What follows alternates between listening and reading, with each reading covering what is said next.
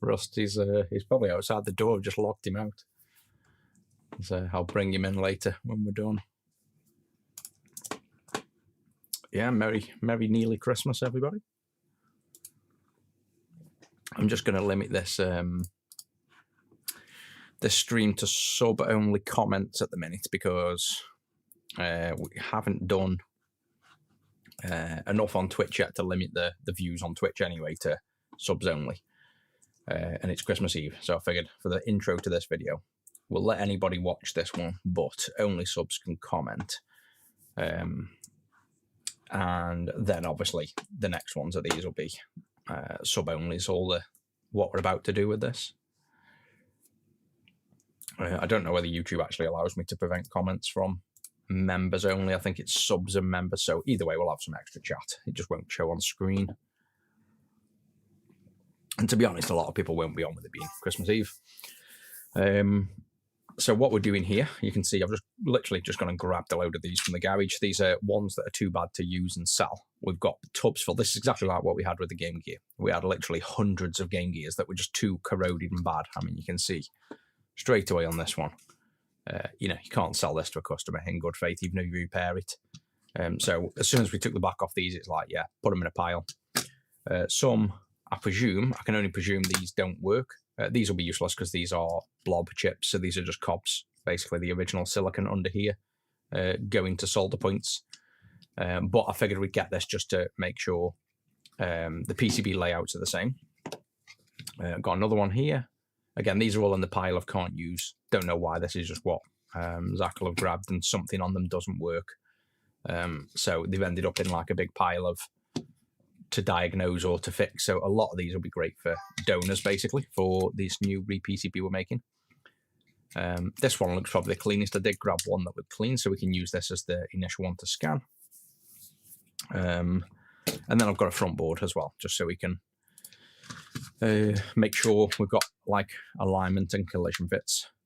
So you're basically going to see the process of how we make the entire RePCB. And then you guys can make it, sell it if you want. It's part of being a member. You get to see how I make stuff and make it yourself if you want. So this won't be, I doubt we'll get too far into actual PCB design today because there's a lot of prep work to do. So yeah, glass always falls out. It's the original tree sap glue that hardens over the years and then falls out. Right then, what shall we do?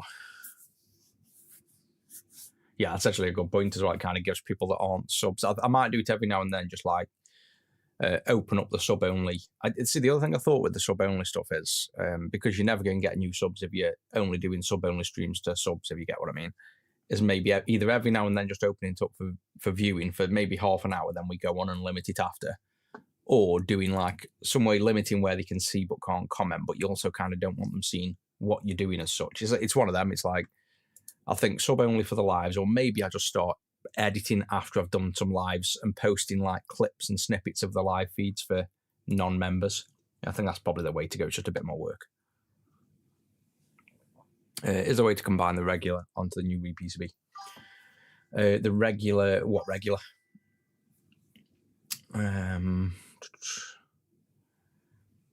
Yeah, what regular thing are you meaning there? To be honest, I actually don't know where. I don't know what regular part. Right, let's get started. Oh, the regulator board. Yeah. So one of the things I'll do, because obviously I still have to run a business, is we could integrate this fully onto this board, and I can go one step further and integrate all this and this onto this and make a clean screen all at the same time and make one Uber board that screws into the back with just a connector for the cartridge and the audio. But for the subs, what we're going to see is how to remake this board pretty much as is. But one thing I already know we will do is we're going to make our own amp. We'll fix the headphones because these are known to have shit headphone output. So at least we'll do like a much better output. You're effectively going to see how we make a clean amp, let's face it, because we're going to remake the amp circuit. So you'll also be able to make clean amps yourself then if you want as well. So we'll upgrade the amp. Other than that, we'll keep this as stock as possible. So let's just start with figuring out what we need to do, or what I would do, basically. So the first thing I'd do, if I'm going to remake this board, is grab a bunch of variants first, make sure there's no differences, like we do with Game Gears and things. So if I pull focus, make sure it's nice and sharp. Think about there. This is one version. Obviously, we've got CPU B, CPU B. I know the CPU A. We don't even have a CPU A. I can always check as we go. But I've worked with loads of these, and I'm pretty sure the only two variants that have any like issues in a sense or differences is these. So you can clearly see you've got a CPU there. You can have work RAM, I think it is there, video RAM. I can't actually remember what the two RAMs are on this, to be honest. But there's two RAMs either way there, and an amp here. So they're obviously going to be the same things. This is not much use because, like I say, you can't take this off. So this is just for reference, really, making sure things are in the right position. The shells, there's only one because we make these. So I know for a fact this is only one version of shell and it fits all boards. So as long as our board fits in this shell, we know we're good anyway, really. That's the key thing. You've got to align up the wheel, the extension port, the DC jack. So there's some mechanical engineering things we need to consider, and mainly looking over the differences here. So looking at these, very simple design, really. Probably one of the simplest I've ever even considered doing, but obviously still quite complicated. It's still a full PCB, a full computer in a sense. So there's enough on here to give you a nice little intro to building the boards. Let's walk through the steps I think I'm going to do. First would be, like I say, this analysis here, which at a glance, I don't go too far in depth because we always review it as we're going. But I can kind of see these are the same physical dimensions. Using the knowledge I already have, I'm pretty sure there's going to be no differences between these boards. If there is, it's going to be minor. So we'll just basically pick a board, I think, and work from that to start with. You can always revise and figure things out as you go. And one of the things you need to do is not get too bogged down into trying to overthink this. Just get going. Build a board. If there's problems, fix them. So you want to do enough initial thought and plan your work out. But you need to just go for it, basically. That's one of the things I do a lot with the things I make. I go for it. I have an idea, I build it. For example, this thing here is, I haven't had time to fix it yet. Clean light for the Game Boy Color. You can see a load of new circuitry here to try and remove some noise. That's not worked at all in any way, which is kind of disappointing. And I haven't had time to debug it yet. But the good thing is now, oh, thanks for subbing. Give me the confidence to take apart the GameCube and get it working. Nice one. That's how you get going. Like I say, just get stuck in. So this is an example. I made this board. I've added a load of new features. So decoupling every single LED all the way up. Adding a larger power source up here because it's further away. Adding extra caps here. I've got a special designed filter circuit here that I made, very accurately spec'd with the right components. Moved a I've added a reflection resistor here. There's like loads I've done basically to try and remove the noise that you get. You basically get a slight noise. So Big Bro will know about this on the GBA. The noise I'm on about, that's a slight just a slight hiss that goes when you turn the lights off. Nothing too bad that it's not usable, but it's there, and it's from these LEDs. And it's not the Raspberry Pi because I've got the clean screen. It doesn't add noise. It's none of these. It is literally these LEDs that internally pulse themselves for brightness. You can't control that. These have a little microcontroller in. Their noise is going backwards into circuits. So I designed this circuit. Instead of making a mini circuit and testing, I just built the whole board. Now it doesn't get rid of the noise, but I have a board that fits in, that I can test everything else works, that I can also then take stuff off and mess with. So don't be worried about just making products and then they don't work. You can always then use this, figure it out, and make the next one, basically. Made every piece of hardware with our name and brand on I've made. And this is what you're going to see if you sub. So this is obviously the only one you'll see if you're not a sub. Because, well, a member on YouTube and a sub on Twitch, because these are sub-only streams. I've just decided because it's Christmas, everybody can watch this one. But what we're going to do is remake this Game Boy. So we're going to remake a Game Boy original and remake this board. So first step is analyze the differences. We're pretty much happy that we're going to say this should be good enough for every Game Boy. You can just take off the CPUs. Then I want to think about we'll have to strip this board down and scan it. So we have a nice flat board that we can scan, lay out, and just pull the positions of critical components. That's an easy one. So we'll do that in a minute. We'll probably start stripping this board down. But I'm going to think about how much do we want to keep original and what are we going to change. So we mentioned this power board. I already sell a clean power here. I don't necessarily want to cut too much into my sales and put this on the board, even though we can. But you guys will understand enough after you've made this to be able to make a power board as well. This doesn't even need to exist. This can just be fit onto this board quite easily. We could fit the circuit here. We could move this over here and fit the power there. There's many things we could do, but we could definitely fully integrate the power board onto this if we wanted. For this one, we're not going to. Just going to take this off and we'll pass the same pins here. Springs I already make, so I can get them from my factory and I could sell them to you guys if you wanted to build your own. I think we even maybe do sell them. We stopped selling them, but I'll probably sell them again. These PCB battery springs. Headphone port is basically a passive headphone port. It's the 4 pins. It's got some resistance caps here, but we're going to scrap that, put them on this board, and we'll just have a carrier board that has a headphone jack on and 4 pins. Considering we're making this port, we might as well put an FPC connector. So something like this. We might as well have a ribbon connector, no solder, and then down here, the headphone jack would be, say, here, and this would be a ribbon going to here. That's what we'll do there. So that's an immediate thought of what we're going to do. The only other change I thought, and this is where we probably need feedback, I thought of this as I've literally looked at it just. Old DC jack that no one wants to use. We obviously want to support it because we have a hole for it. But what do we think about having a dual footprint? So you can either install one of these, or we'd have to source one from like an obvious place so that you can actually, because some of these like this exact port might be hard to find, but now we're making the PCB, we can make a port that fits and aligns perfect. But why don't we also put a USB-C pad so that the USB-C either going to be like a double carrier board like this, that kind of, it might need to be where you've got the footprint for this to sit on. So if we take this off, you'd have like 3 pads where this needs to solder through, which are these here. Well, 4 pads. They might be in the way then if we tried to fit a USB correctly. So we might need a second little carrier board with a USB-C that maybe sits above so it aligns up here. So I'm pretty sure it will have to be. It's going to have to be like a thick PCB and then some pads wherever fit, because we can have this board hovering here and put like pads wherever we want to then effectively have an optional USB board. So I think that will be a separate mini project. But when we're designing this PCB, we'll put some pads somewhere where you can then effectively make an add-on board that sits at the right height. So it aligns perfectly with this on the USB. And then we'll probably just have to, looks like we just have to widen the hole one way. So probably just a 3D bracket and drill 2 holes. And then you've got USB-C here.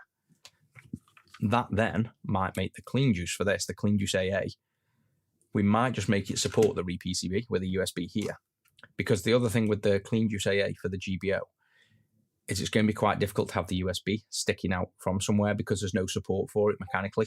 So it's going to be a bit of a challenge. But either way, that's something we'll consider. But I think what we'll do is, we know it's possible. We know we can have a carrier board, and we almost definitely want a second PCB due to the height issue. You don't want the USB sitting flat. You don't want a specialized USB that has to sit really high up. It's too expensive. You want to keep it simple. So I think USB-C will be a future add-on to that, but we'll pre-add the pads to the first board. So we get, you can use this as almost an example. It won't have to be this wide because these are buttons we don't need. But we know we want pads somewhere around this area, I'd say. Not by the screw hole, so somewhere here and here probably for like ground, power, and maybe an insertion detection that we can do. So there's that to consider there, but that won't change much. We can ignore it for now and add the pads when we want. That's not a problem. Extension port's just going to have to be swapped off. This could be a mini HDMI in future, or this could be a USB port and we could get rid of the extension, but people do use extension for like Pokemon trading, so we don't really want to remove that. I think just keep that exactly as is.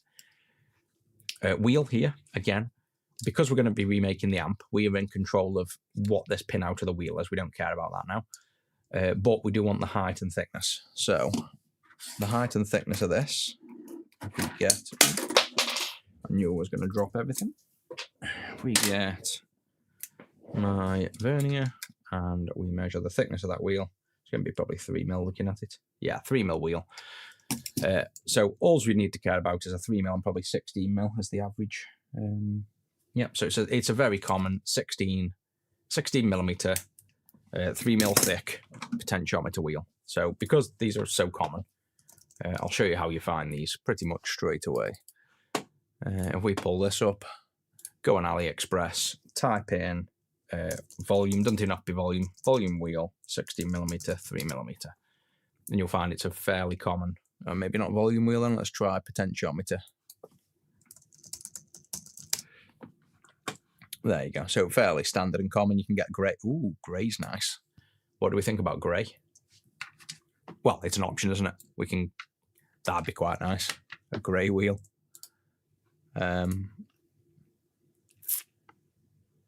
Yeah, I mean, I guess we can just provide, you can either provide the wheel with the kit when we sell them, and you can solder in the black or the grey.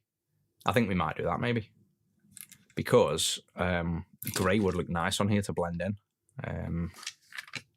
There. I mean, it's not a massive change, but that'd just be a nice thing.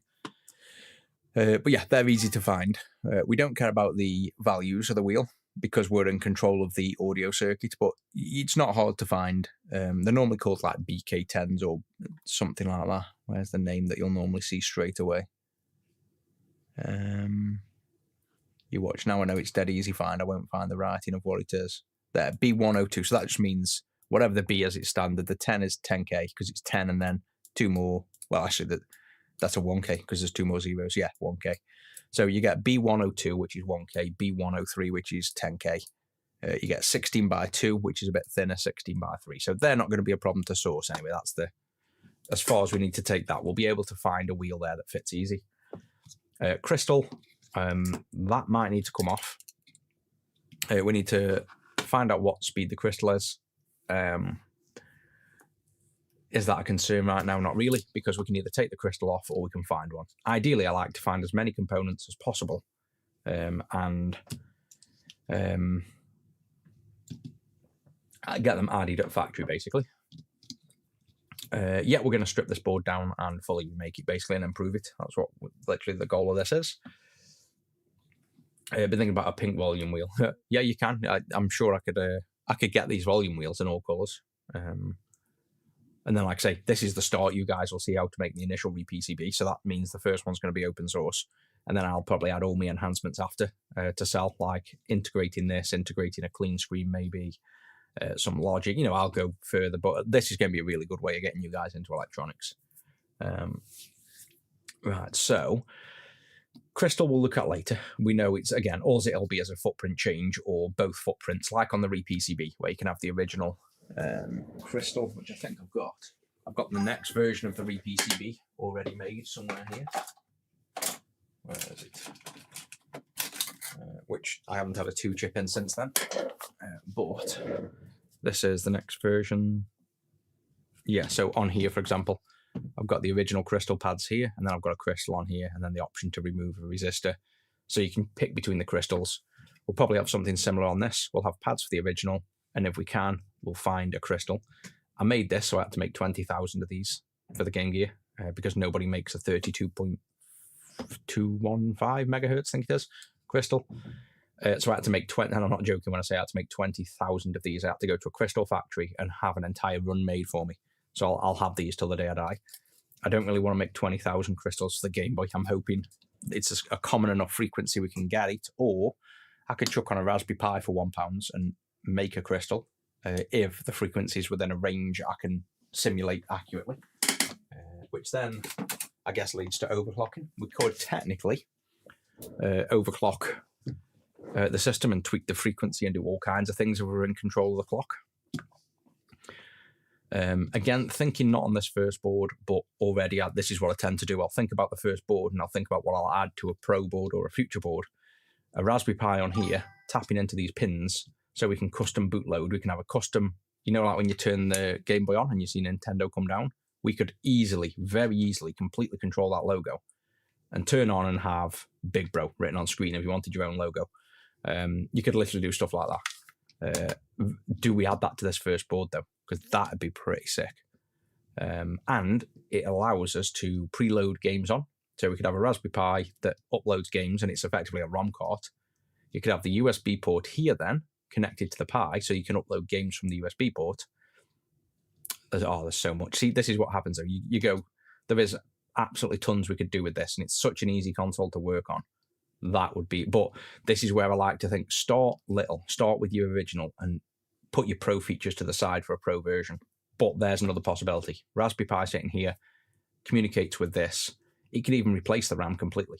So there's another thought. This RAM will probably be about £1.60 to buy both.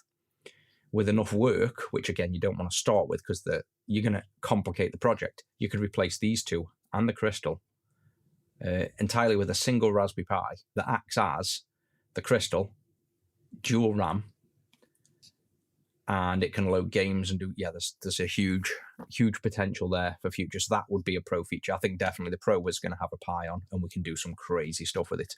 Game loading without a cartridge. It's endless. You can go somewhere further with that. So for now, let's ignore that. Just keep that to one side, the thought of like integrating this and the Pi. Let's focus on this. So RAM, I can get from factories. I can almost guarantee I'll get what's called new old stock. So I'll be able to source these and have them pre-installed. If not, customers can transfer them over. And then morning chat, welcome in.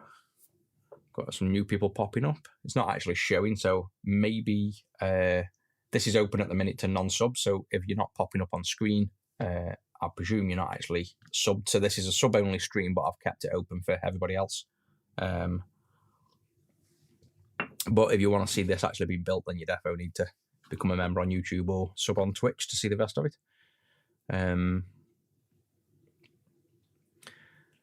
I think for the Crystal, again, we'll tackle that. The idea is to overview it all like we're doing, get some thoughts in ahead, and then start tackling it. And once we get to certain steps, we'll rethink about what we did. But I think the Crystal's going to be... has anybody looked up the frequency of this Crystal, by the way?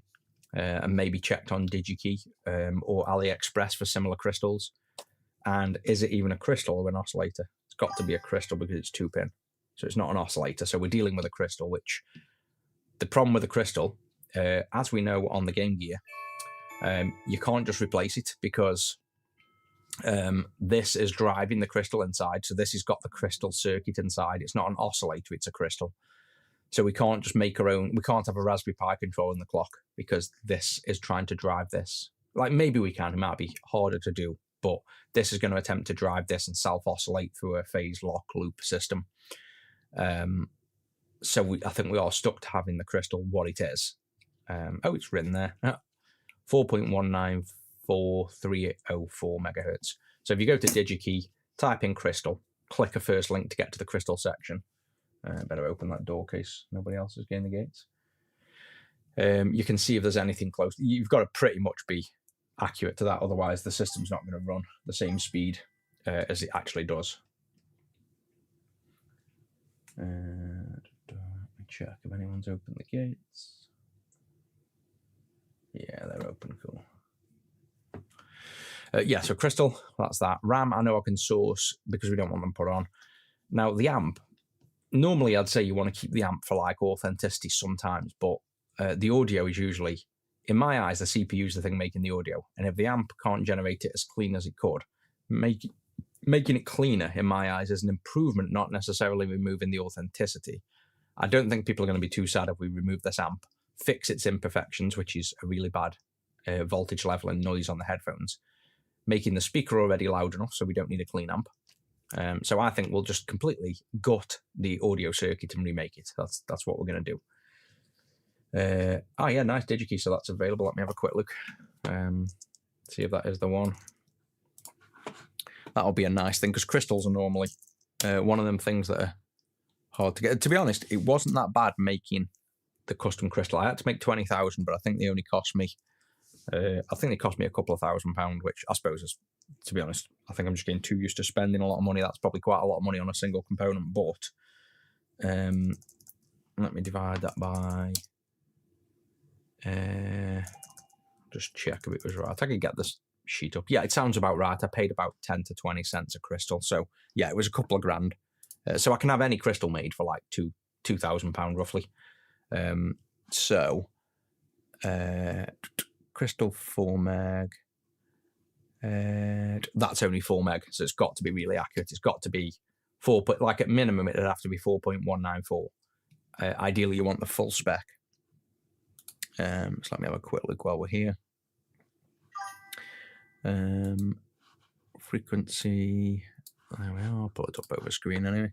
So just inside of DigiKey, crystals and oscillators, crystals, and then here we can look at the megs. Let's have a look. So you got 4.194. There you go. 4.194.304. There we go. So it is on there. Maybe you just pasted the wrong key. So we have the exact frequency. Let's check the price and stock. And if not, even if they're not on DigiKey, sometimes the factories in China can source them for you. Yeah, there you go. Easy. I won't be paying 38 pence. I'll get these from China for like 5p. But there's a crystal. So that's the part number 1. That's probably the exact crystal as well. If we looked at like the footprint. Let's pull up this footprint, see what it is.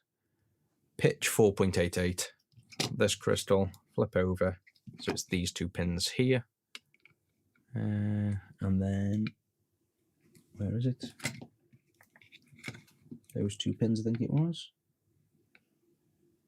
Yeah, so that's going to be the same. So these 2 pins here, you can see it says it's 4.88, so about there. And you can see hovering over the center of them 2 pins. That's literally the same footprint. So we can put a single footprint in for that crystal. And we can either use the original or you transfer it over. Doesn't matter, basically. So I'll paste this in to chat. There we go. Where do I source consoles for business? All over. Sometimes we buy off customers. Other times we get from eBay. Other times we get from Jaws, Sendico, Marico.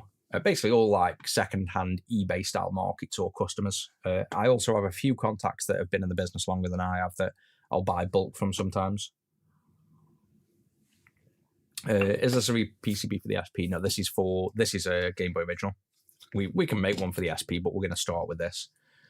And also we're making this for the sub-only stream, so you're going to get to see this entire thing. And to be honest, we probably won't open source this in a sense. What I'll do is make a GitHub repo for the subs, so the subs get invited to it manually, and then you guys can see. Or do you think we just open source this so that people can see it, and if they wanted to learn how to make it, they then go on the wiki, then they sub to the channel. I don't know. I like open source it. I think we open source it. Shall we open source it? But then, if you want to see how it was made, you have to become a member, basically. Otherwise, you don't want to get too limited and become a channel that only does things for money, kind of thing. The fact that you guys are, subbing to watch this is enough. Right, so amp we're going to replace. DC jack, we're going to have DC jack with the ability for USB in future. Extension port has to stay. Crystal we can get. RAM we can get. Wheel we can get. Now it's these 2. These are normally the 2 problems. Oh, connectors we can get for the power, the batteries. Power switch, I'm not too concerned about. I know from experience that if you want to find a switch, you can basically measure a few things. You can measure the throw. So start there in the center. So put your kind of vernier/calipers, this flat line here on the center of that switch. Flick the switch on, and then you want to try keep that one there, move that in to the center line, and then switch back. And what you're looking for is the center that's called the throw of the switch. You can see we've got a 5mm throw.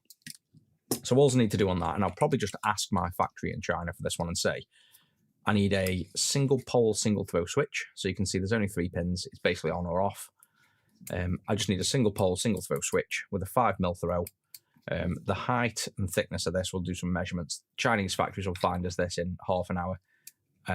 You can probably find this on AliExpress. You might find it on DigiKey. But that I know for a fact, because we're controlling the footprint, we're not going to struggle here whatsoever to find a 5mm throw switch. So I'm confident we can find that and add that as well. CPU we know for a fact we want to swap over.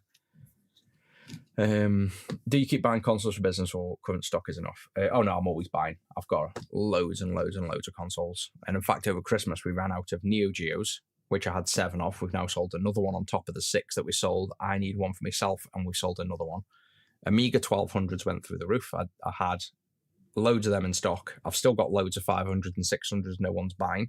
I've got like 5 more of them each. But the 1200s, I'm literally buying to order. I can't buy them quick enough because I think I wiped out eBay of 1200s over Christmas. Everyone kept buying them maxed out.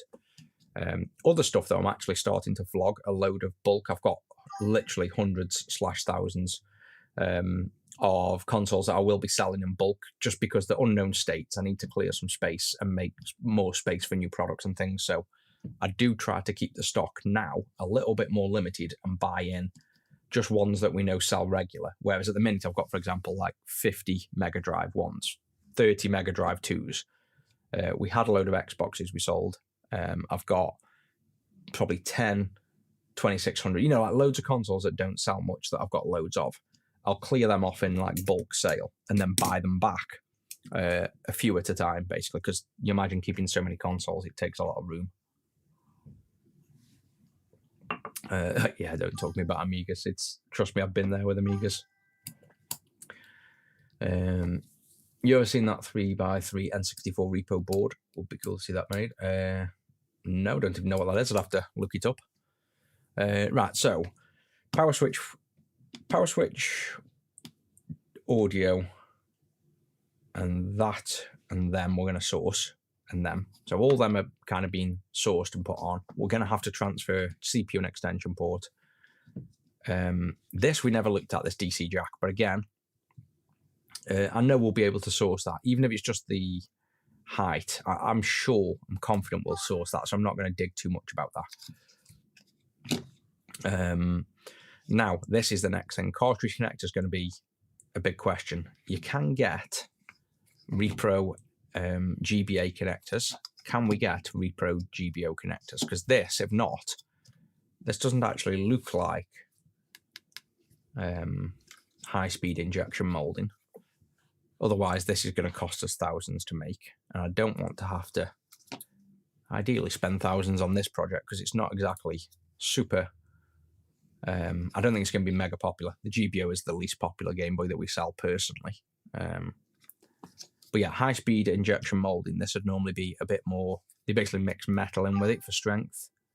It doesn't. I know I do loads of injection molding stuff, but I'm no expert in saying for sure.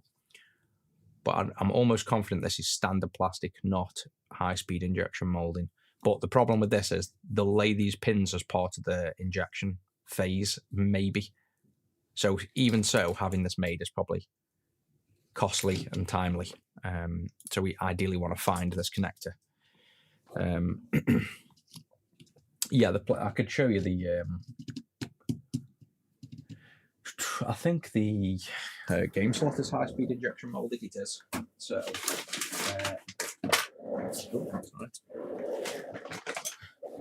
so believe it or not, this is high-speed injection molded, and this has got metal inside of it. So this is why you see this bend a bit, and this deceptive-looking bend here. See how this looks curved? This isn't curved, believe it or not. You can literally put a flat rule on. You'd swear blind looking at it, he says. And you can probably bend them and stuff, but coming out, this isn't bent. What it is this will bend up when you're injection molding due to the heat. But we added a taper to the actual flange so that the physical 3D model is tapered. So when it bends up, it stays flat, but looks bent, if you know what I mean. So it's a very confusing optical illusion that this looks bent in the center. But either way, this is, I might be wrong. I know we were going to high-speed injection mold this. But if you get like a GBA, that will be high speed for sure.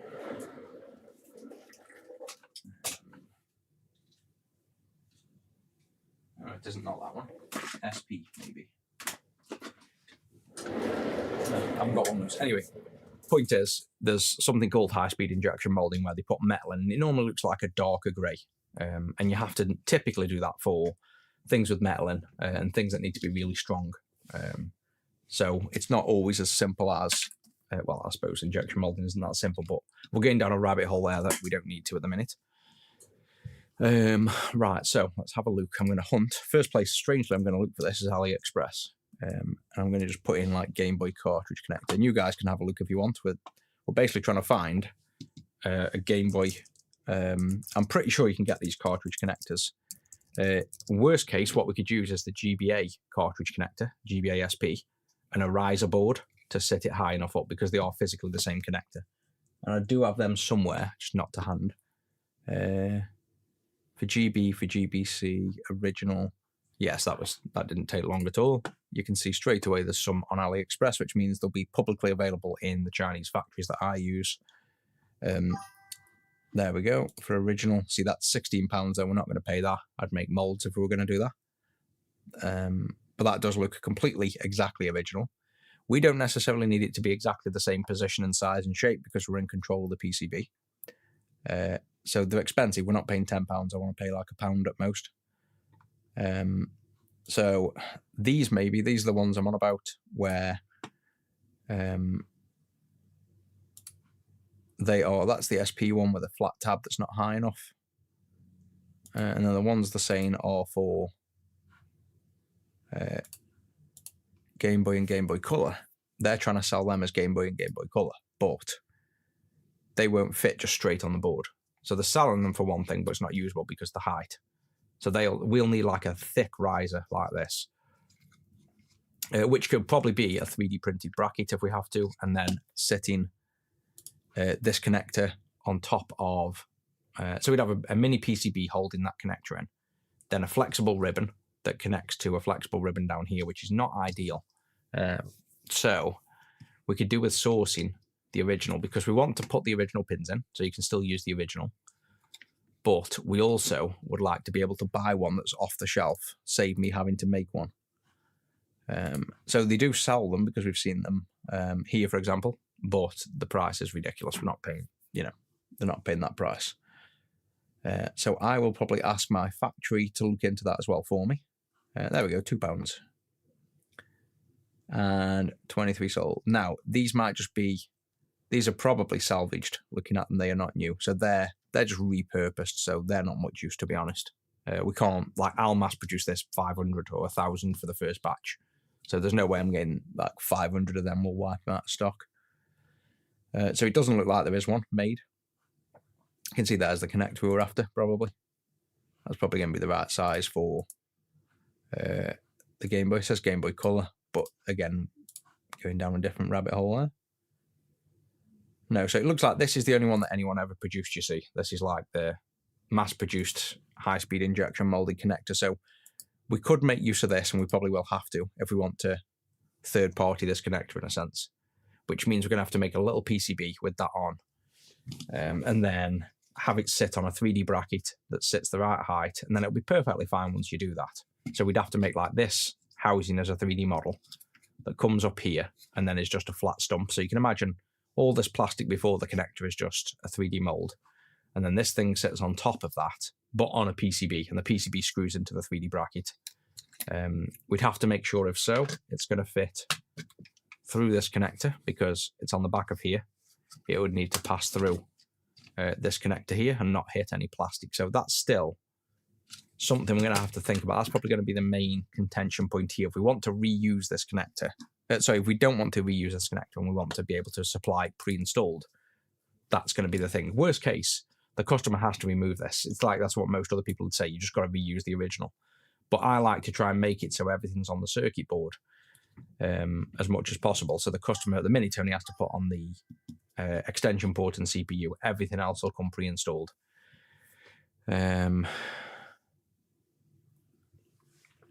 So that's the option there. I think that's one again. We'll consider that and we'll come to it. We know for a fact we want to put these pins on anyway, so we'll start with that. And while we're doing all that and making the boards, we'll consider, similar to like the USB, we'll consider that we want future support for that. We can always add the footprints in no either. So we'll put the original footprints on for the connector to start with. We'll do, yeah, I think that's it really. We'll put the original footprints on and then we'll start building and doing that. So I think that's as much forethought as we need. There's obviously, you can see there's quite a bit of stuff to look over and think about and do. But again, don't go too much in depth. We've done enough thinking that we know the general idea now. We want to strip this board down, scan it in. This connector on the back's no either. It's just an FPC connector, old school style. We can 100% find that, no problem. So we don't even need to think about that side. we'd want to scan it in, then draw the PCB outline, and then start laying out things like, well, we probably then make the schematic next for the CPU, the RAM, get the overall thing done. There is a schematic for this, but it's terrible. The original schematic is, it's one thing I've wanted to redo for a long while, because the original schematic's so shit. It's basically a hand-drawn piece of paper that is hard to follow. Let me see if I've got it. Yeah, so if we pull this up on screen, you can see this is like the original schematic here, which it looks like it would be a good schematic, but it's not exactly. It doesn't exactly work in a sense, but the board's that simple. We'll probably just follow these pins when we scanned it in and mark them out as part of the process, maybe, like make a nice visual layout. So again, let's not worry too much about that. Top cash flow, is it worth pre-ordering on website? I'm all right for, I'll quite happily invest in things if I know they're going to sell. I don't need the cash up front so much as I want to make sure I don't just waste money, because there's a lot of things where I'll build. I think I mentioned it the other day. Like, for example, down here, I've got 500 plus of these. These are never going to sell in a million years. A little clean RGB light for the Neo Geo AES. Well, those machines are like £1,000. I've got 500 of them. There's not that many people that have them. There's not that many people that mod them. We probably do 15, maybe 20 a year. So I've got, 25 years of stock, basically. So that's a project I made. I'm never going to see return on, but I just wanted to make it for myself. Similar to this, I'd go to town and make stuff, but I learned that if you do that for everything, you run out of money, and you're making stuff that you've got stock of forever. So we just want to be careful that I don't make things that aren't going to sell. Like, I could remake this connector, but again, are we going to sell? I think high-speed injection molding as well, you have to make 20,000, similar to Crystal, strangely enough. I'm sure when I inquired about making the GBA cartridge connector, the minimum order was 20,000. The molds are only like 5,000 to 7,000, but you imagine them 5,000 to 7,000 on a mold. I've got to design it first as well, test it. You've got to make, say you could make 10,000, but I'm sure you have to make 20,000. You make 10,000 of them. In fairness, they're probably going to only cost about 40 pence at that stage to make them. Might not even cost that much, but probably with all the metal in, they'd still be 40p to a pound, maybe. Call it a pound, worst case. You got 10 grand imports. You've probably got another 5 grand in shipping, because the bulk size, maybe not that much, maybe 2 grand in shipping. So you're 12 grand in for that. 17 grand by the time you've designed this. So now you're £17,000 in to make this connector, and you've got to make £17,000 back on just that. So realistically, on a product that isn't that popular, Game Gear, yes, I'll sell them all day long. Game Boy Original, no, I'll never make the money back. Oh, good point. Power light, shit, yeah, we definitely need to do that. So the power light is actually on the front board, LED, but I am pretty sure that comes through this ribbon. We'll remake this front board as well after. So if we can't solve it on the back board, we'll definitely solve it on the front. But if this front board LED turns out to go to a separate pin on here, not just power, we could actually make an analog LED thing here. Yeah, that's something to consider. Minimum, we'd be able to pulse this light and lower the brightness based on battery voltage.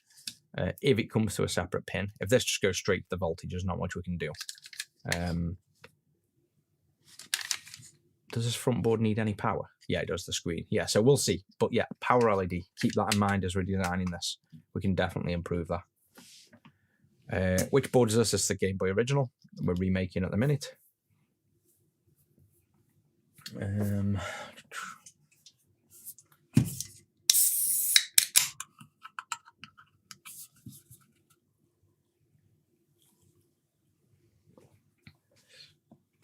Can the clean power board be built onto the same board? Yeah, it can, but I'm going to do that for a pro. So this is for subs to see the whole process and be made, and this will be a RePCB core.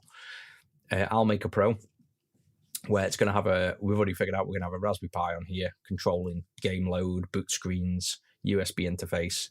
I'll integrate the clean power board on. I'll probably potentially just make it into the clean screen at the same time, just have one mega RePCB board. So I'm about to make a clean screen for this. I might not I couldn't bother. I could say, screw it, if you want the clean screen, you're having the RePCB combo, and it comes with everything, and you have to transfer a CPU on, and then you get everything. Or I could make a clean power board first that plugs in. We'll see. But yeah, we can 100% integrate this. You guys can choose to do that, but I'm going to save that bit for my own board, because I sell this, and this is quite a popular seller, like my clean power board. I don't want to necessarily show that being integrated into here straight away, because I'll lose even more money. You know, it's a good seller for me.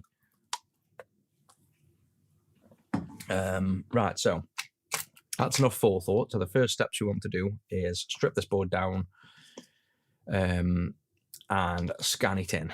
So being close to Christmas, I'll probably just strip this down and then we'll carry on after Christmas, because I've got a lot of stuff to do. But we can start stripping this down now. We'll see where we get with this. Any questions as well, feel free to ask now. I'm just going to pretty much start stripping this board and then we're done. And then everybody should get off and enjoy Christmas, basically. And then we'll all catch up after Christmas. I'm sure I'll be streaming probably the day after Christmas, because by the time I've sat there for a few hours, I'll want to do something, even though it's not much. Little board holder. I'm not overly concerned about melting this one, because I've got plenty. I just want the PCB, so I can do this.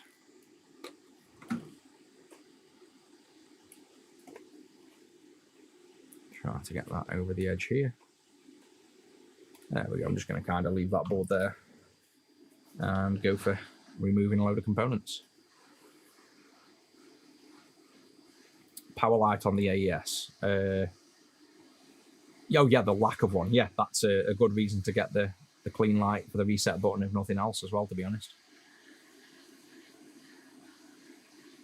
Yeah, that Amiga. It's I think the problem is if something random's gone on and it's not working on the USB thing, it's like where it's one of them, you want to focus on where you started doing stuff, because that's the logical thing, that something you did might have caused it, but it might be complete coincidence. And oh, there you go, there's a cat blowing up. Wow, that's a try and move out the way. I've got a bad throat as it is. I must have aimed the hot air then at the cap more than the actual board. They normally go bang. That was quite a delicate blow up.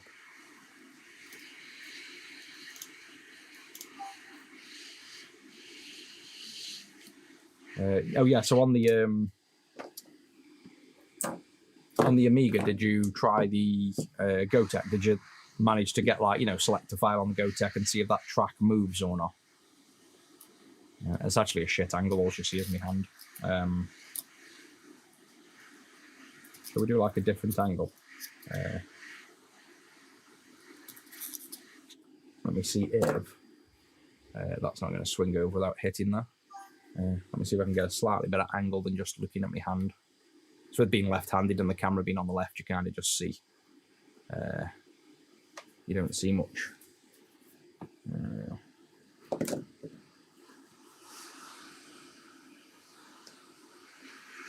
Yeah, let me try and do it right-handed for the sake of at least just seeing something other than my hand. Otherwise, I'm just going to sit and watch my hand taking stuff off.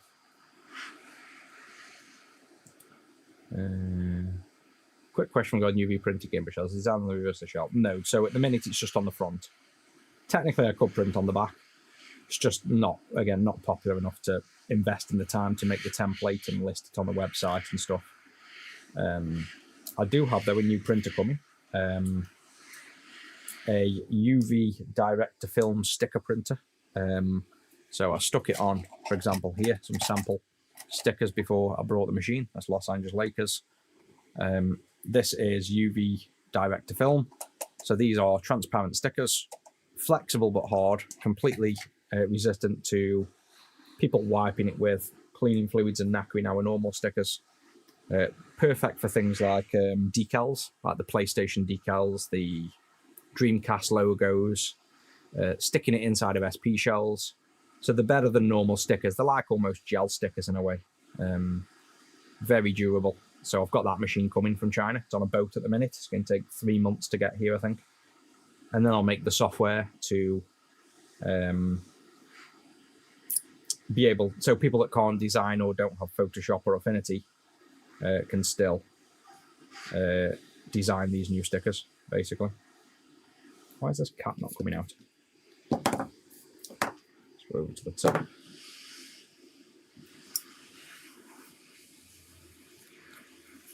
It's just bent legs again. So the key I want to do on this as well, like I say, don't really care about the components on this one. I just want to preserve, in fact, why don't we just do all from the top for now. I just want to preserve the PCB, that's the important thing on this, because we want to scan this PCB in. So don't care about these components going bang or pop or melting so much. I'm going to try and not do it, but that's not the goal of stripping this down. The goal of this is just keeping the circuit board from being damaged if we can. So we get a nice scan.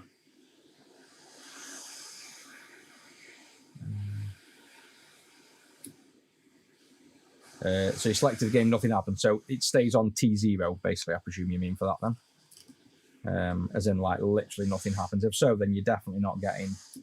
it's either not booting... Oh, no, it's booting up far enough, isn't it? Yeah. Because if you get into the purple screen and it's, you know, but it's then not triggering track 0 to move, that is definitely... that's the Gary pin for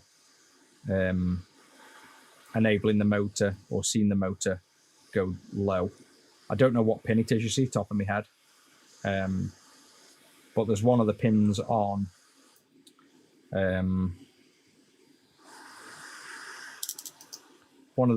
the Gary or on the floppy that goes low when there's a disc inserted, and that goes back to the Gary, I'm pretty sure, to say there's a disc inserted. You might want to at least start with that, just checking that pin for continuity, or even just checking the entire thing for continuity from the Gary to the CIA chip that's near the floppy.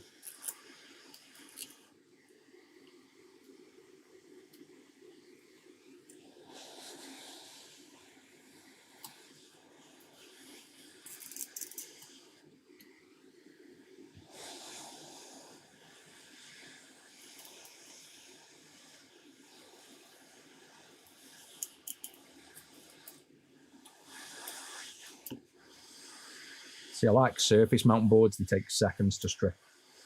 This being all through hole components is a pain in the ass.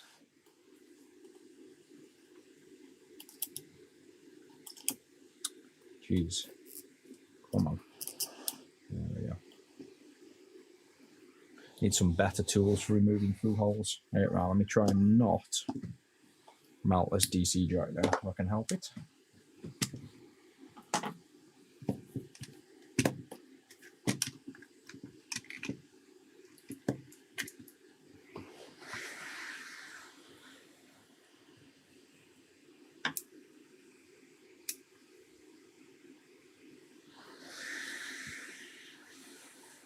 Probably melt my phone holder. That's probably what's going to happen here. Oh, there we go. Nice and easy.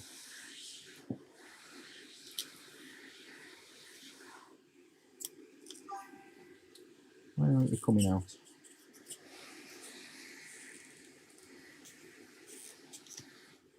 There we go. It's out.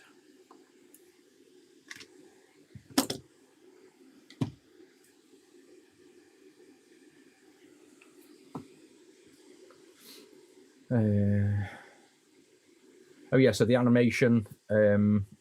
So do you get any animation in terms of when you put the floppy disk in? Does like the floppy disappear, or you mean the animation just sits there as it does showing the floppy disk in? Because it should basically go instantly to just a purple screen when it detects a floppy disk going in. If it's not doing that, then you must have a broken trace. Yeah, I mean, you could have a bad Gary or a bad CIA chip, but it's unlikely if it was working. I'd almost definitely say you've got a broken trace between either the floppy itself, the floppy IDE and the CIA, or from the CIA to the Gary chip. But if you check the schematics, you're looking for somewhat about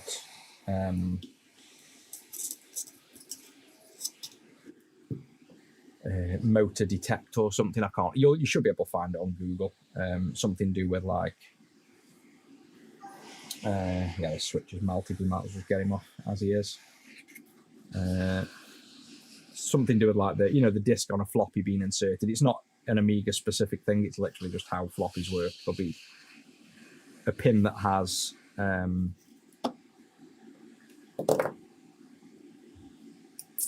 something that goes low or high when you insert the floppy disk, basically.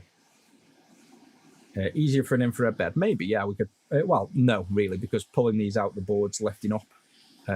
So I'm having to pull the legs through because they're bent. So if it was on an infrared board, I wouldn't be able to hold the board and lifting and tugging and stuff. It'd just be moving off the board. Maybe if we clamped it down properly so it doesn't move, then yeah, that'd be easy, but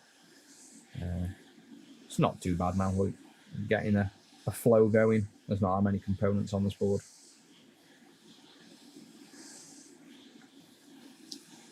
We'll be able to see as well if this ground plane is it bridging grounds or are the grounds there without it, because that's just obviously not needed on our design.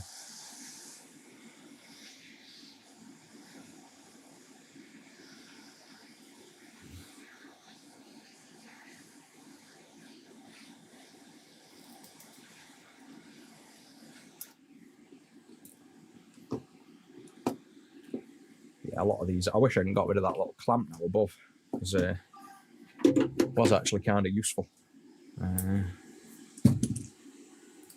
to be able to clamp the board. I didn't think it was, well, I needed it for the other cameras, but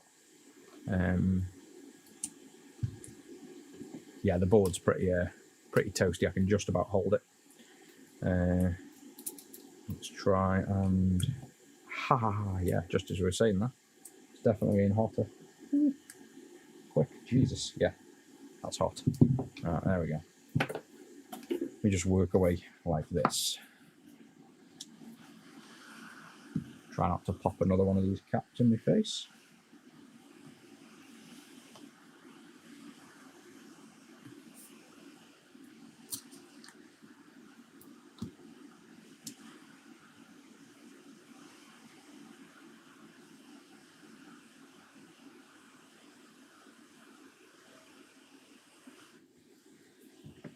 Let's get this connector off. Well, let's get the wheel off because he's the most common to melt.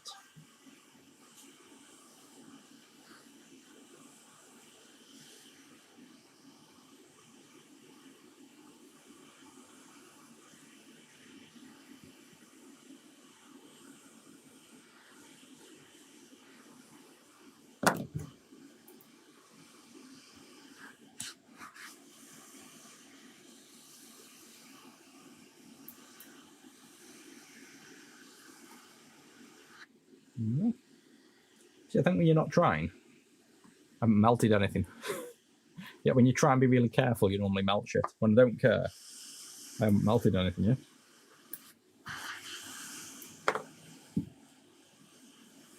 Animation the same, yeah. It's something to do with some kind of sense pin, I'd say, then detecting when that flop is inserted, because the GoTech definitely works, so you know it's not the actual drive, it's got to be whatever senses that pin.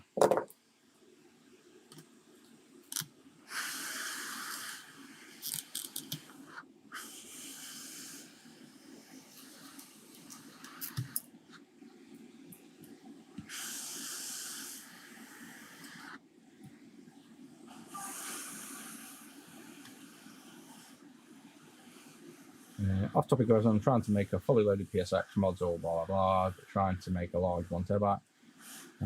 Anything, yeah, the SD cards are very sensitive on a lot of the mods. SanDisk Ultras, I think I found worked on the PSX. I know the Amazon didn't work, so the Amazon Extreme or something. So it's just brand of SD cards based on certain mods as well. They tend to be mainly like Dreamcast are the most picky. You're almost definitely just relying on make sure you've got the latest software for the mods. Well, these do not want to come out. And then try different brand SD cards. And the problem with put these out then. Yeah, the problem with a lot of the mods that use the 1 terabytes, like the higher ones, they basically can't read it or they time out, and it's very dependent on. It's not a fault of the SD card. It's really a fault of the mods not supporting it correctly. Like the SD cards are perfectly valid. They just the code isn't good at reading certain brands. So it could be other things, but it's probably most likely that.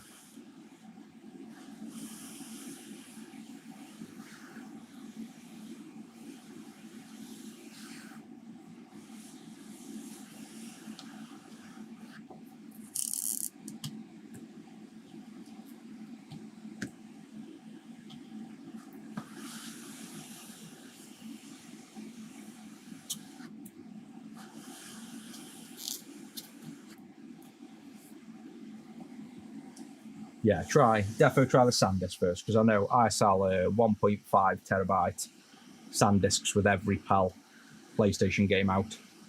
So if you brought it off the Retro 6 site as a ready-made PlayStation 1 as 1.5 terabyte, that comes with every PAL game ever released.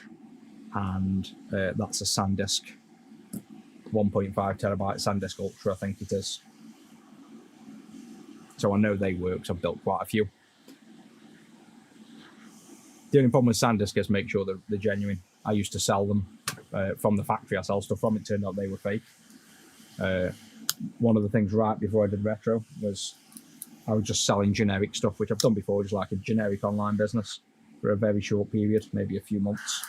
One of the things I sold loads of was SanDisk SD cards.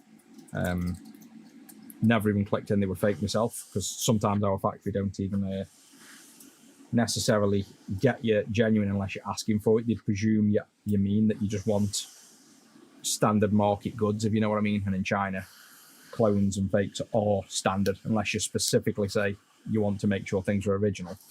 You can end up with fakes yourself. So we'd sold ridiculous amounts of them. So you can imagine if we've got them, most people that sell SanDisk are selling fakes. So go on Amazon and buy from the SanDisk store to make sure they're actually real. Let's go to this view, because you can't see shit all from that angle. Just watching me again with my hand in the way.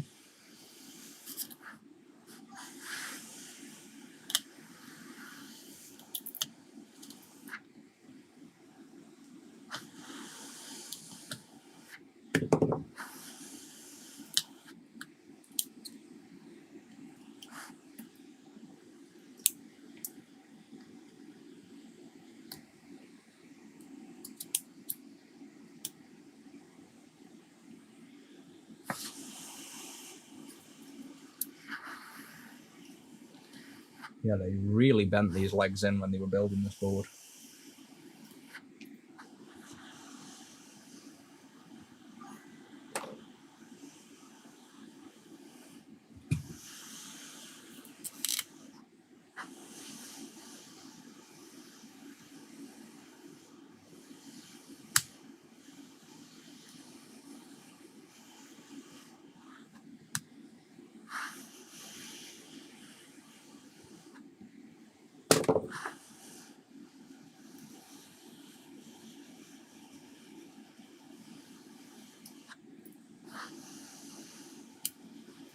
Nearly there.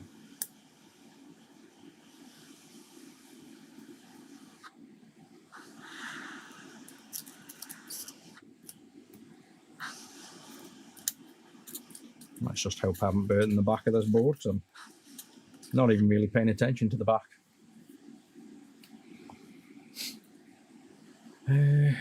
Right, cartridge extension port. It's probably that hot, this board now, this will pretty much lift off straight away.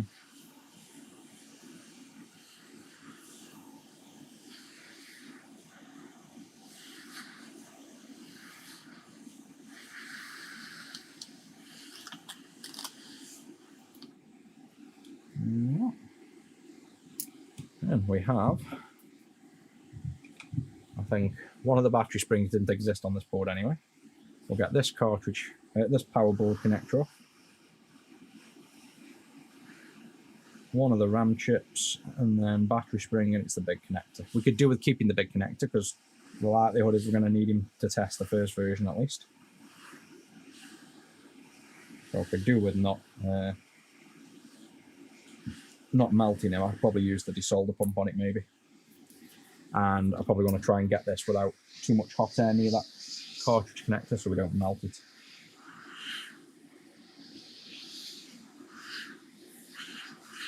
There we go.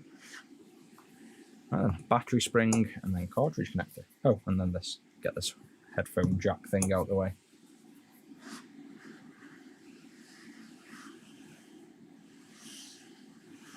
It pains me to use KeyCAD as well. I'm not used to Altium, but Altium's a paid thing, and it's the dearest, but I use it for everything. So it's like, obviously, teaching you guys how to do this. I've re-downloaded KeyCAD, and I'm like, oh, it's such an ugly ass interface. Like, obviously, it's free, so you can't complain. It's open source, but I was half tempted to write CAD software before I started this when I looked. But I'm like, nah, I'm just opening up another can of worms for no reason. But I have tried to make the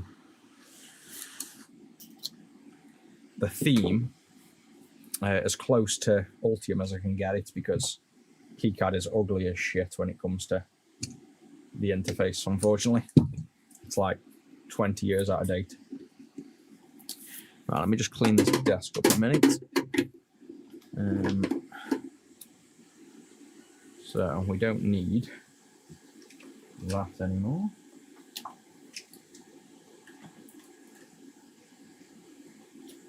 We'll keep that, We don't need all these little caps. I've got enough Game Boys, we can reference them.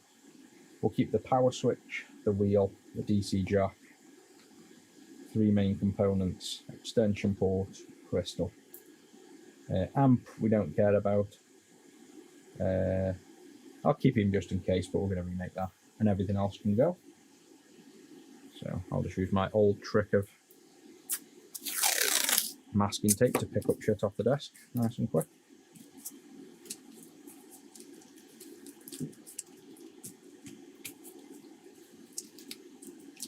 Good.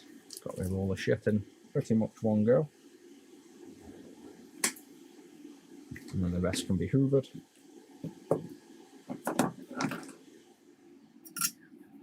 And then this lot can go in a bag.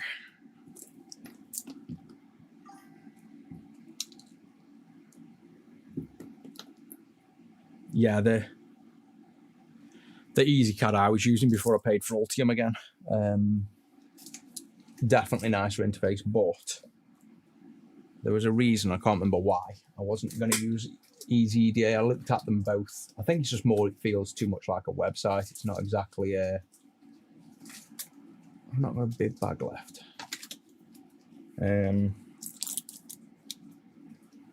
Yeah, there was some reason I looked at using both, but EasyCAD's definitely, EasyEDA is definitely the other option.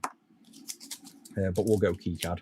I think I'll be able to make KeyCAD look pretty okay with a theme. I've already started making a custom theme. So I'm sure. And then once you're used to it, it's not that bad. It's just when you go from Altium to anything else but Altium, you realise how good it is.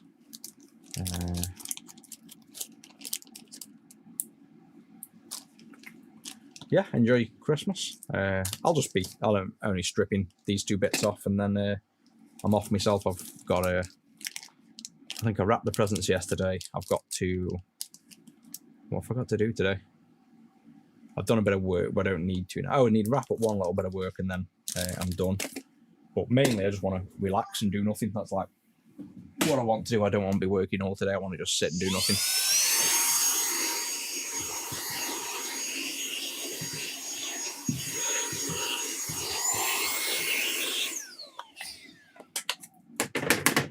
And yeah, definitely for Rusty. I got him that treat wrapped up the other day, the one I brought and showed you the picture of.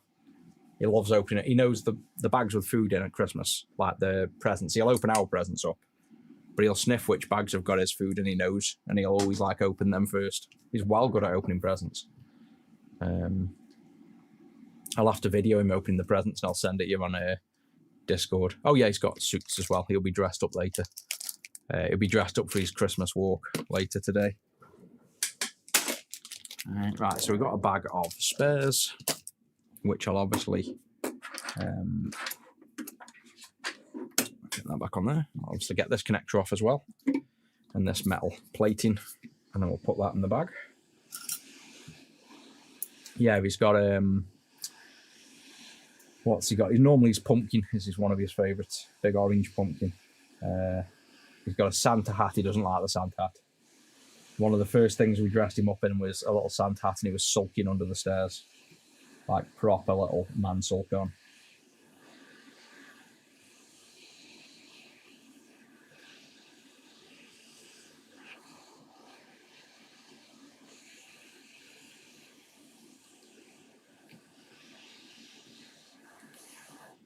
That's that off. Now let's get this metal cage off now.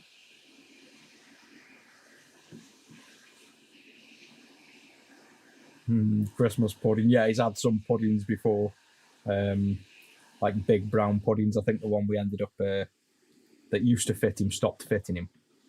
But I don't know if he's still got a pudding somewhere. The missus will get him out anyway if she hasn't already for later today.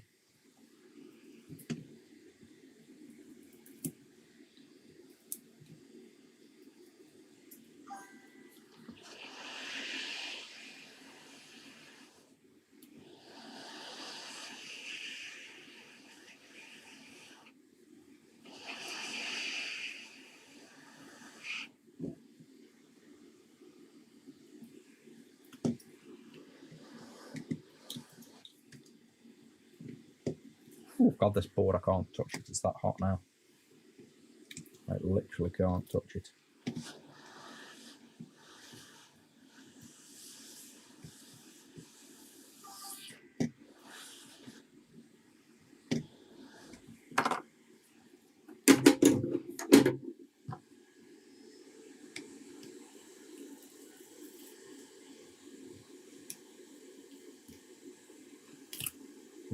Cut that bit off.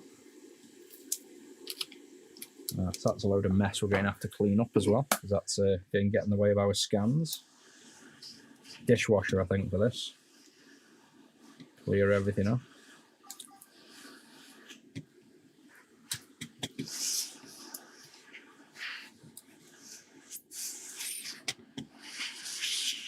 There we go. Wow, that was hot.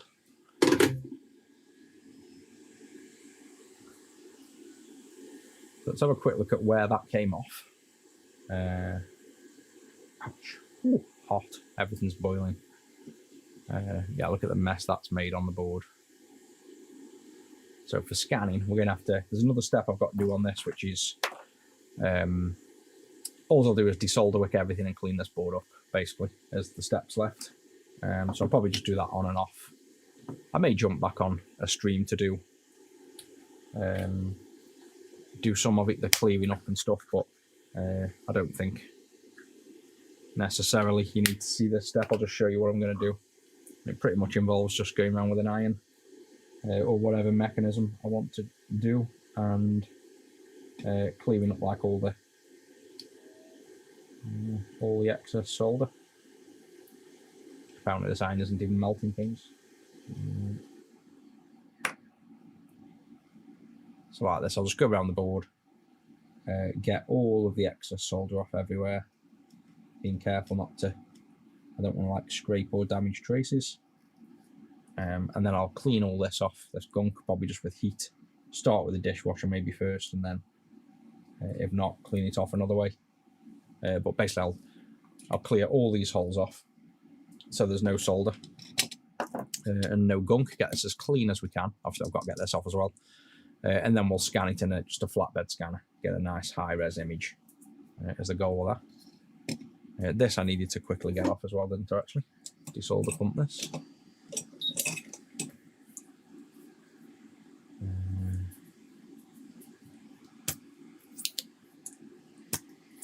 Yeah, the plug. See, that's the other thing with the plugins as well. I kind of contemplated, could I write some KiCad plugin to make it more look like Ultium, but again, I don't want to have to spend more time doing work on the thing that would not, I just want to be able to use the software Oh, wow, this is annoying and rocky.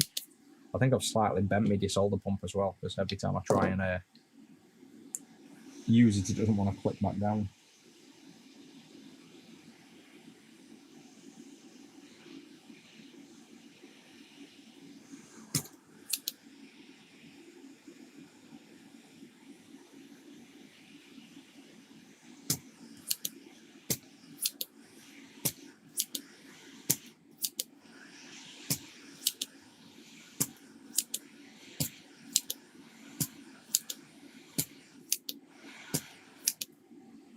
It's working all right now.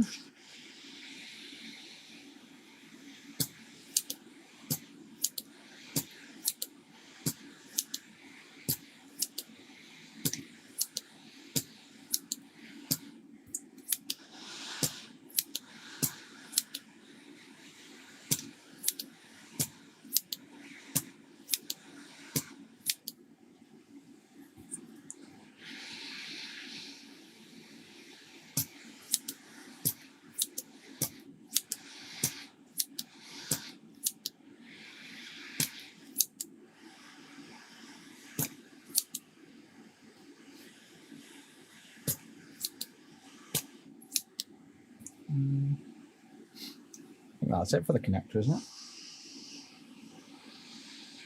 Does that mean that connector pulls out? Yes and no, as usual. So, probably going to have asbestos fingers to get this off. Tilt with that, warm up the pins, because some of the pins mustn't quite be cleared off.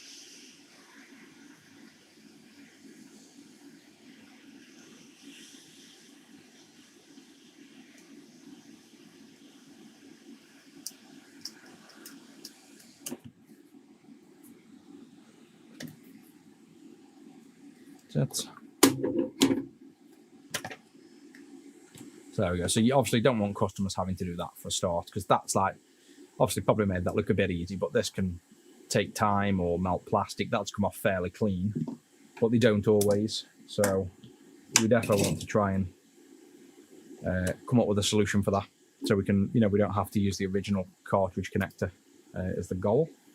So we've got all the bits off now. We've got a flat board that I can just get rid of all the mess on that. So all the solder.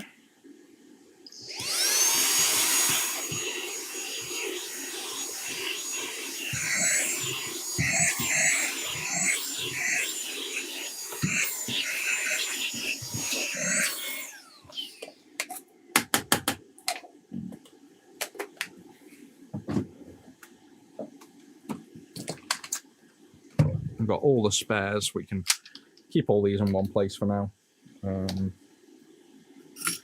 Need a little tub, maybe. Spare tub up there. If I'm looking for these later on another stream, remind me I've chucked them up here, basically. Because I'll forget where the hell I've put them, and I'll be saying where there's them Game Boys.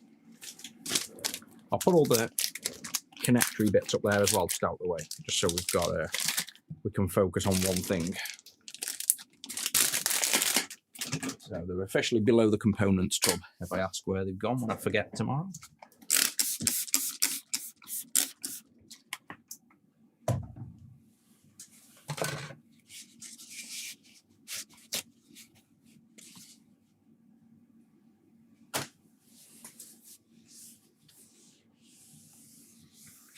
Oh yeah, the bloody Game Gear that stopped working. I don't know, what did it even do to get that working again? It just like died, didn't it, and then carried on working. I don't even know what it did. I don't know whether I just I must have shorted something out and then it just recovered after, probably like the game slot maybe. But yeah, I thought that. I was like, typical. I've come on do a video on one thing and magically killed a Game Gear in the middle of it. But luckily it was something temporary. Clean enough, I think.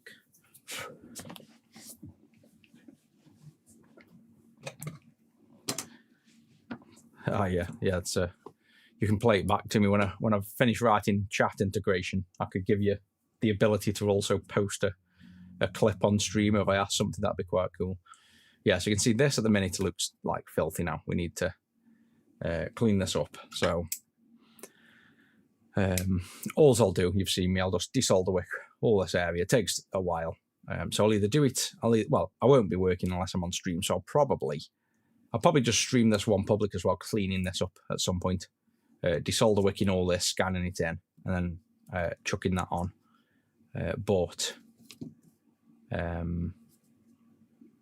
Yeah, that looks fairly clean. No rip traces, no nothing.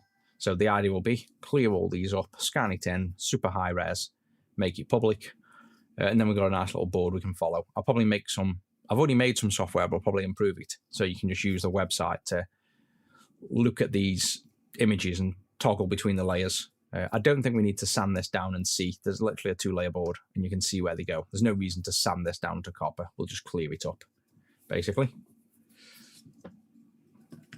So yeah, I think that's it for now, with it being, like I say, Christmas, and I've got to go drop presents off and chill and see Rusty and things. Don't want to do too much. But I think this will be good for the subs. I think making something that's actually exciting and, you know, at the end result is going to be something you'll genuinely use, and you could, like I say, sell if you wanted. We'll be selling it, obviously. But yeah, it's going to be a nice introduction to hardware design. You'll learn a ton doing it. And then you'll probably end up making more hardware after that. So hopefully everybody has a good Christmas, and I'm sure I'll be on. I won't be on tomorrow, I doubt.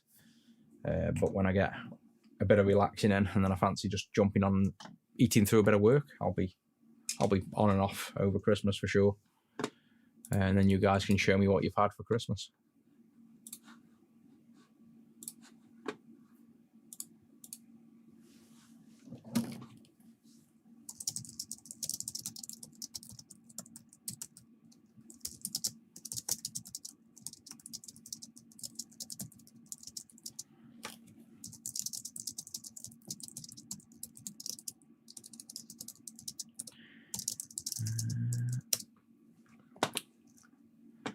Turkey sarnie while streaming. Yeah, probably will be. I've got some Wagyu. I'm doing some Wagyu topside beef and a turkey, obviously. And then I'm not sure what else. So it's going to be probably beef sandwiches and turkey sandwiches for days after to finish it all off.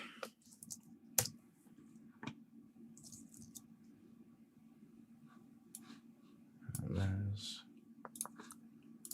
that.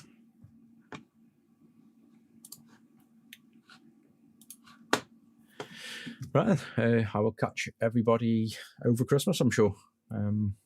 Thanks everybody for joining in, and spread the word for get more people on the subs as we work through this. Hopefully this will be like a nice little teaser video as well, because this is open to the public in a sense, so this might encourage more people to sub. We've got 55, that's pretty good for doing it for what? Probably a couple of months now I've been streaming at most, I'd say. So that's pretty nice.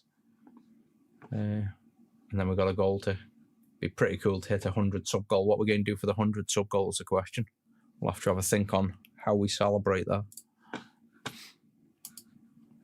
And enjoy Christmas, guys, and I will see you probably maybe tomorrow night. If I've had enough relaxing. No, I don't think so. Probably Boxing Day I'll be back on.